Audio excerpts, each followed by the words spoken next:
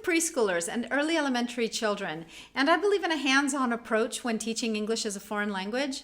I don't like video very much, and this is why I don't like using video to teach English. Hi, I'm Adriana. Welcome back to my channel where I help EFL teachers teach English to young children. If you haven't subscribed, do so now. Just click the button below.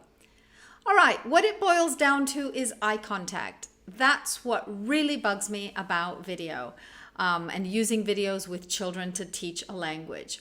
First of all, as I speak, I'm looking at a camera. I can't see you. You can't really see me. You see a flat screen with a little bit of good lighting. Maybe I look half decent, but you can't really tell if my skin is changing color, if I'm flushing. You can't see if my eyes are dilating. You can't really see the wrinkles around my mouth and my eyes very much as I speak, but especially I can't see you.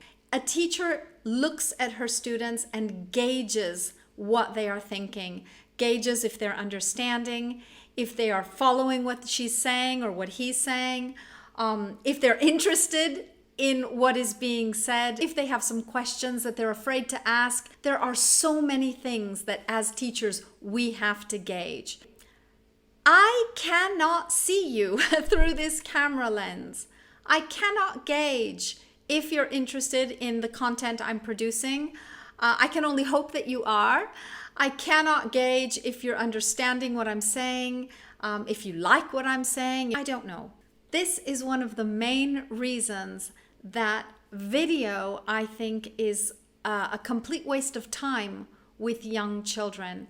Not being able to see each other, to have a real conversation. I mean, think about it. You don't talk to the wall. You don't talk to the table. You talk to someone that is talking to you. And if I had my head turned the other way, you would not talk to the back of my head. You would wait until I turned around and then we would have a conversation. And it's the same with video. If you're watching the screen and you can't talk to me, why would you have the incentive to do it?